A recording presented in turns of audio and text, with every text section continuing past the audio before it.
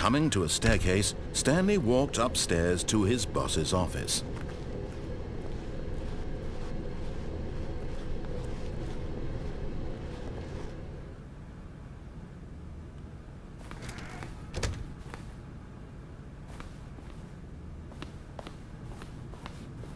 Stepping into his manager's office, Stanley was once again stunned to discover not an indication of any human life. Shocked, unraveled, Stanley wondered in disbelief who orchestrated this, what dark secret was being held from him. What he could not have known was that the keypad behind the boss's desk guarded the terrible truth that his boss had been keeping from him. And so the boss had assigned it an extra secret PIN number, 2845. But of course, Stanley couldn't possibly have known this. Yet incredibly, by simply pushing random buttons on the keypad, Stanley happened to input the correct code by sheer luck. Amazing. He stepped into the newly opened passageway.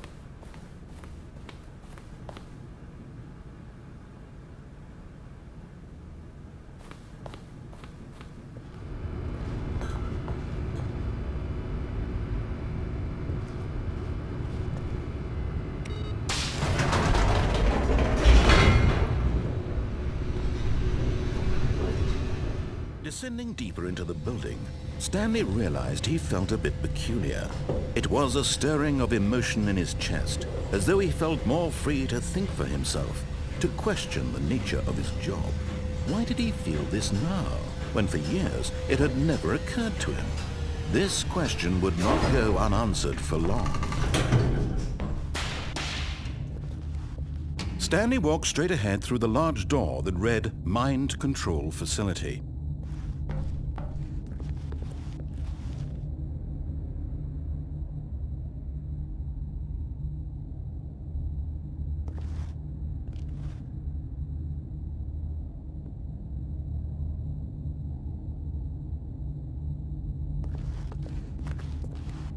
Although this passageway had the word escape written on it, the truth was that at the end of this hall, Stanley would meet his violent death.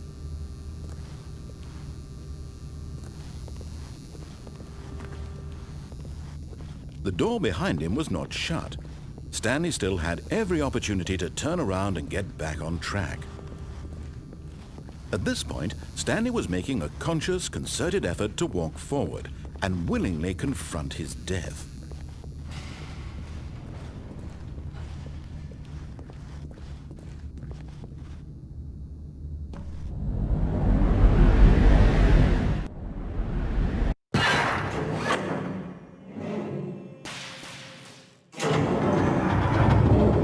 As the machine whirred into motion and Stanley was inched closer and closer to his demise, he reflected that his life had been of no consequence whatsoever. Stanley can't see the bigger picture. He doesn't know the real story, trapped forever in his narrow vision of what this world is. Perhaps his death was of no great loss, like plucking the eyeballs from a blind man. So he resigned and willingly accepted this violent end to his brief and shallow life. Farewell, Stanley.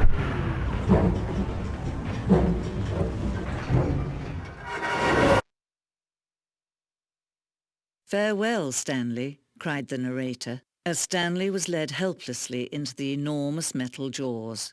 In a single visceral instant, Stanley was obliterated as the machine crushed every bone in his body, killing him instantly.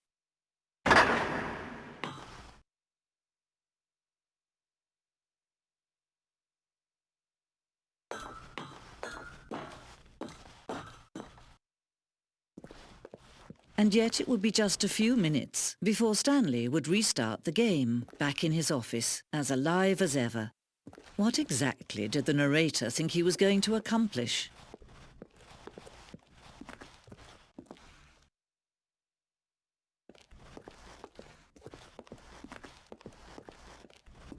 When every path you can walk has been created for you long in advance, death becomes meaningless, making life the same.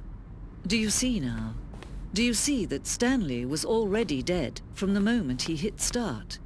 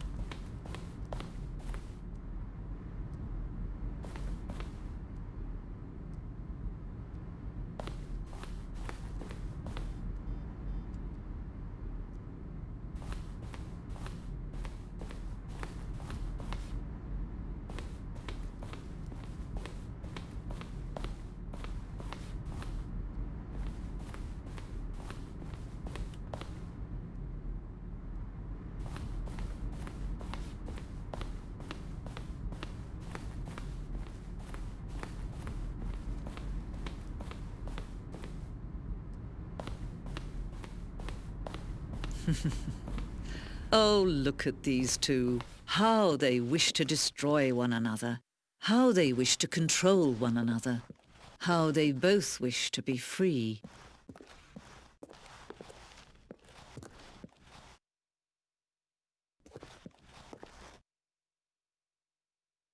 Can you see? Can you see how much they need one another? No, perhaps not. Sometimes these things cannot be seen. But listen to me. You can still save these two. You can stop the program before they both fail. Push escape and press quit. There's no other way to beat this game. As long as you move forward, you'll be walking someone else's path. Stop now and it'll be your only true choice. Whatever you do, choose it. Don't let time choose for you. Don't let time...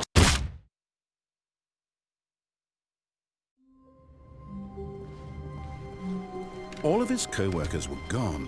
What could it mean? Stanley decided to go to the meeting room. Perhaps he had simply missed a memo.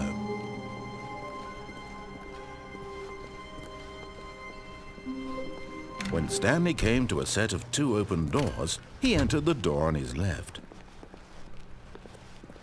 Stanley walked straight ahead through the large door that read Mind Control Facility.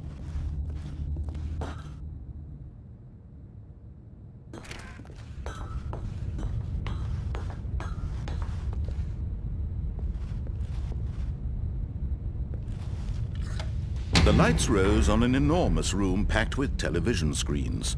What horrible secret did this place hold? Stanley thought to himself. Did he have the strength to find out?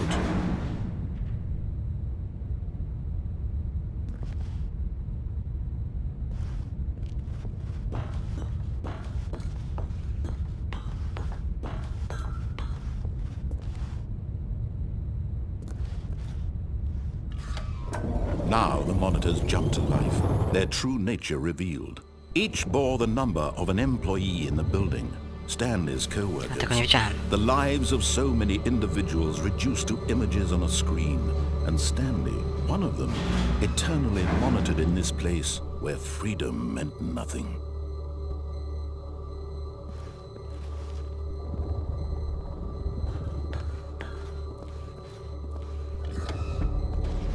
This mind control facility, it was too horrible to believe. It couldn't be true. Had Stanley really been under someone's control all this time? Was this the only reason he was happy with his boring job? That his emotions had been manipulated to accept it blindly?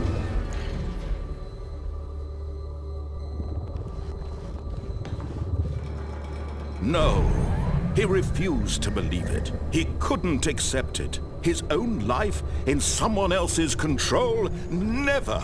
It was unthinkable, wasn't it? Was it even possible? Had he truly spent his entire life utterly blind to the world?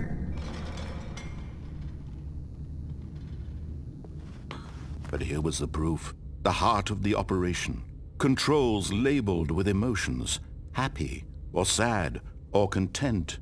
Walking, eating, working, all of it monitored and commanded from this very place. And as the cold reality of his past began to sink in, Stanley decided that this machinery would never again exert its terrible power over another human life. For he would dismantle the controls once and for all.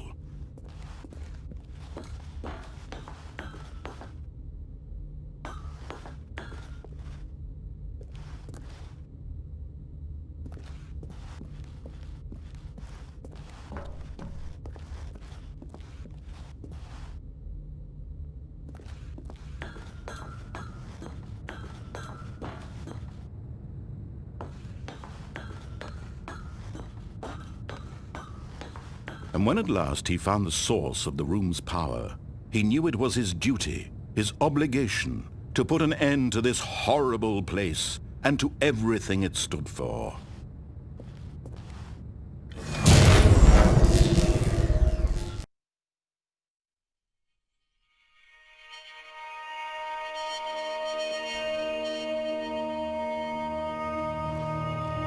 Blackness and a rising chill of uncertainty. Was it over?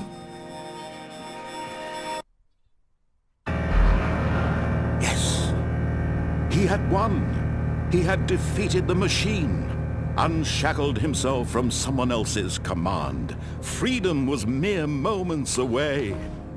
And yet, even as the immense door slowly opened, Stanley reflected on how many puzzles still lay unsolved. Where had his co-workers gone? How had he been freed from the machine's grasp? What other mysteries did this strange building hold? But as sunlight streamed into the chamber, he realized none of this mattered to him, for it was not knowledge or even power that he had been seeking, but happiness. Perhaps his goal had not been to understand, but to let go. No longer would anyone tell him where to go, what to do, or how to feel. Whatever life he lives, it will be his. And that was all he needed to know. It was perhaps the only thing worth knowing. Stanley stepped through the open door.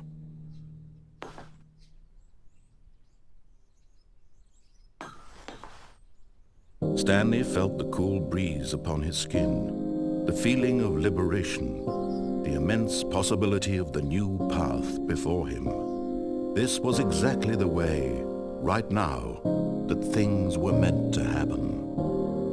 And Stanley was happy.